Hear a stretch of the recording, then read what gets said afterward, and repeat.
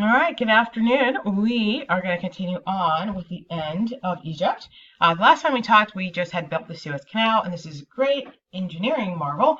But also what it's going to do is it's going to cut off the travel time between Europe and India and getting around Africa. So trade and goods are going to be traveling a whole lot faster. So that is going to be the biggest thing here. The Suez Canal, again, massive impact on international trade.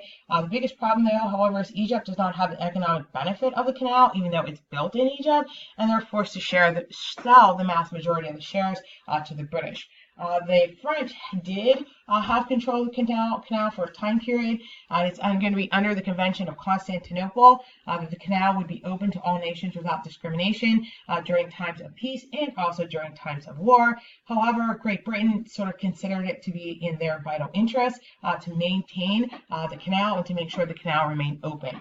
So in the Anglo-Egyptian Treaty of 1936, Great Britain was allowed to have a defensive force near the Suez Canal in order to protect their economic investment. The Egyptian nationalists are going to demand that Great Britain has to leave the canal zone, and they refuse to leave. So in 1954, both countries signed a new agreement that required the British troops to withdraw from the canal within 7 years. So we're going to kind of move ahead 7 years later. So here we are just actually 2 years later, in October of 1956, the Egyptian president, Gamal Nasser, is going to nationalize the Suez Canal, and it's going to forbid Israel to use access. If the Suez Canal is blocked off from Israel, they're not going to be able to trade or receive any kind of imports. Again, we got to remember, if we go all the way back to our first Arab-Israeli war, Israel is going to establish an international trading system that's not dependent on Arab countries. As a result of that, this is going to completely block all of their economic potentials. So the British and the French still need to make sure the canal is open for themselves, and also they need to make sure the canal is open in order to support Israel. So this is the first time we're going to see Israel acting as an aggressor. So Israel is going to invade Egypt in order to maintain their access to the canal. The British and the French are going to support Israel and are going to fight with Israel. And this is sort of the beginnings in the middle of the Cold War. So we're going to see the Soviet Union is going to support Egypt and provide them with armies and money and army. Both the British and French troops are going to take control of the area. At the same time, there's an uprising in Hungary. Because of that uprising, it reduces Soviet support for the Egyptians. So the Soviets are going to leave, and that's going to basically be when Khrushchev is going to threaten nuclear war against Western Europe if Great Britain and France do not withdraw their troops away from Egypt. However, as we know from our chapter on Russia, Dwight Eisenhower is going to step in and encourages the removal of the troops, and it's going to threaten economic sanctions against everybody. So all forces are going to be removed by March of 1957. So we are going to see that, again, our Arab-Israeli conflict has really not been solved. We already had 2 wars. Arab nations are still not happy that Israel is there, and they keep losing additional land. So Egypt, Jordan, and then Syria are going to increase the size of their military in hopes of basically making sure that they can defeat Israel. Israel decides to invade and again wins again, this time in 6 days. This is called the 6-Day War. So Israel is going to gain more land. They gain the Gaza Strip, the Sinai Peninsula, the Golan Heights, West Bank, and also East Jerusalem. So basically at this point of 1967, Israel has actually been able to double their land and they control the entire city of Jerusalem. So this is going against the UN partition plan. The UN Security Council is going to call for Israel to withdraw their troops from all the occupied regions, but Israel declines and says they have to do it to maintain their safety. Instead, what we are going to see is that some of these areas are going to be permanently annexed by Israel. One of them is going to be East Jerusalem. The Gaza Strip, the West Bank, and the Golan Heights and the Sinai are going to eventually be returned to Arab nations in exchange for the recognition that Israel has the right to exist and guarantee that there are no future wars. However, Arab nations do not agree to this agreement, which is why, again, we have future wars. So Arab nations are going to agree to a policy between themselves, no peace, no negotiation, and no recognition of Israel. So the rights of the Palestinian Arabs in the occupied territories basically are their main concern.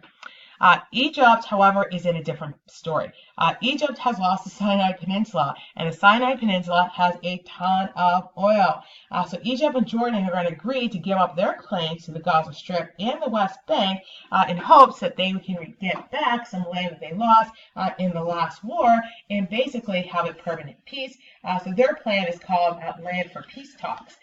So the Land for Peace Talks are going to occur, and we are going to see that Arab nations are going to never actually sign a peace treaty after the end of the 1967 war.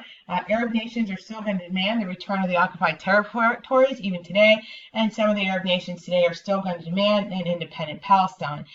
Egypt and Syria are going to launch an attack against Israel on Yom Kippur, which is one of the holiest days for Judaism, and it also occurs during the holy month of Ramadan, which is why the Israeli army is not prepared because they are both celebrating religious holidays during this time period. So the Israeli army is going to be surprised. Egyptian troops are going to retake the Sinai Peninsula. Syria is going to fail to regain the Golan Heights from Israel, but the UN is again going to step in and negotiate a ceasefire. The Yom Kippur War is going to have a lot of lasting effects. Basically, Israelites are going to believe that they always are going to have to be ready for invasion, and they're always going to be prepared. It's also going to be the first time that Arab troops are going to be able to regain any of the territories lost in all of the previous Arab-Israeli wars. And you also have Sadat, who's the leader of Egypt, is going to increase Egyptian prestige, and it gives him a bit of a standing ground to start to seek a separate peace. So in 1974, the new Prime Minister of Israel, Begin, and Sadat are going to meet with Jimmy Carter at Camp David here in the United States and basically sign the Camp David Accords. Under the Camp David Accords, Israel is going to agree to return the Sinai Peninsula to Egypt, and Egypt is going to agree to recognize that Israel is an independent sovereign state. Egypt is the only Middle Eastern country that has recognized Israel as an independent sovereign state. So, what are the positives and negatives of the Camp David Accords? There are a whole bunch of them. But basically, Egypt is going to be seen as a sellout. They're ousted from the Arab world. They're not really considered to be an Arab nation anymore because of the recognizing Israel as a sovereign state. Israel and the United States still are going to be seen as enemies to most Middle Eastern countries, and it's going to mark the very end of Arab nationalism. While we have these Arab-Israeli wars going on, and eventually those wars are going to be over, what we are going to see is that the Arab world is going to start to use oil as a weapon. We're going to see that with the creation of a new group, which is the Organization of Oil Exporting Countries, or OPEC, and it is a direct result of all of our Arab-Israeli wars. So Middle Eastern nations are going to start to demand that they are going to control the oil flow out of their countries. They're going to start to restrict oil access to any state that is going to support an independent Israel instead of an independent Palestine. So countries that are supporting Israel are not going to be permitted to buy Middle Eastern oil. So all OPEC countries, which are going to be Egypt, Syria, Jordan, are going to reduce their production by 5% a month. Now, I know you're going to say, I thought Egypt just signed a peace treaty. They did, but they're part of OPEC, and they're trying to play nice now by using oil as a weapon and not directly fighting against Israel.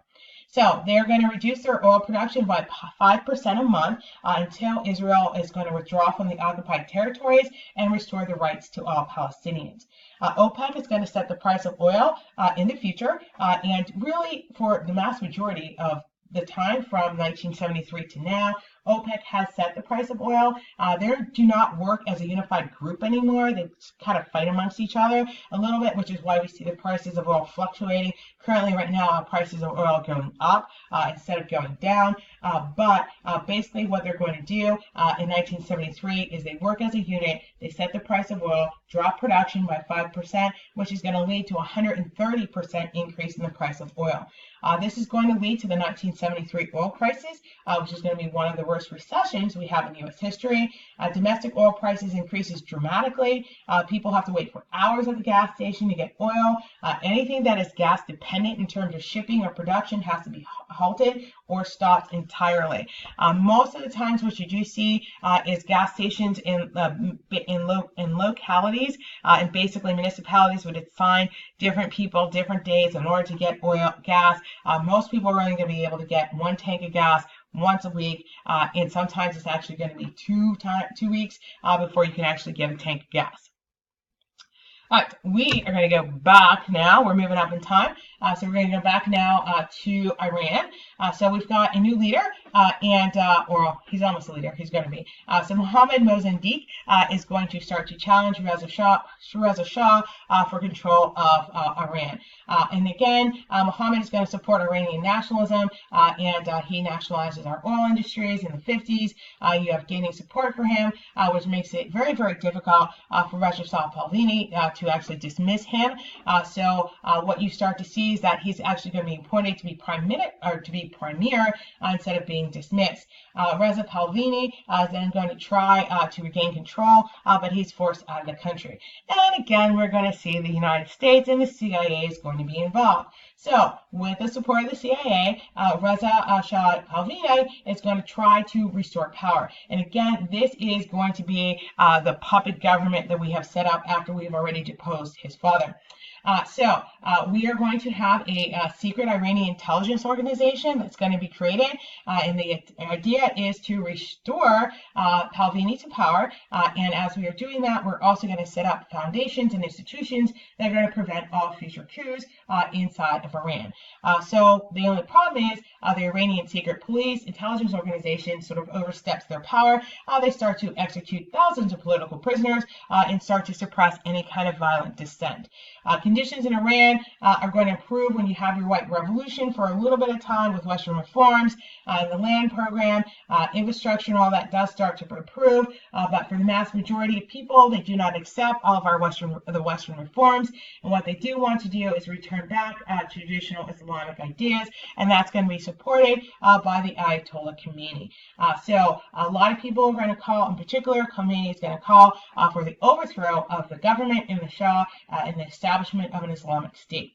Unrest is going to continue throughout the White Revolution. And again, any dissent is going to be harshly punished by the secret police.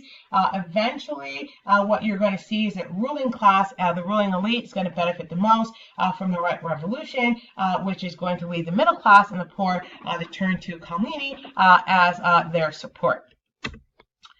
So, Mohammad Reza Shah Pahlavi is going to be forced to leave Iran due to violent demonstrations and an army mutiny. And then with the people, you're going to see the Ayatollah Khomeini come back to power after being exiled for 15 years. While he's in exile, Khomeini is going to send sermons to Iran over the radio, leading students to be upset and intellectuals to revolt against the Iranian government. Eventually, Ayatollah Khomeini is going to become supreme religious leader. He's going to condemn the Shah and all the programs for Westernization, and he is going to break the mold because traditionally what you didn't have Islamic leaders being involved with the government and politics, but Khomeini basically says that there's so much problems going on because of Western involvement and Western reforms and repression of the government under the Shah, that there's nothing else for him to do but to become involved with the government in order to solve all of these problems. He calls for the Shah to be overthrown, and he also is going to have an issue because the Shah is going to be diagnosed with cancer. He's going to leave Iran in order to go to the United States to seek treatment, and many people are going to see this as a fleeing from his country. They believe that he stole millions of dollars that he's taken with him and taken to the United States, and they believe that the United States it should return him to Iran in order to stand against charges of fraud and charges of treason. So you do have Islamic militants are going to storm the U.S. Embassy, and they're going to take more than 60 people as hostages.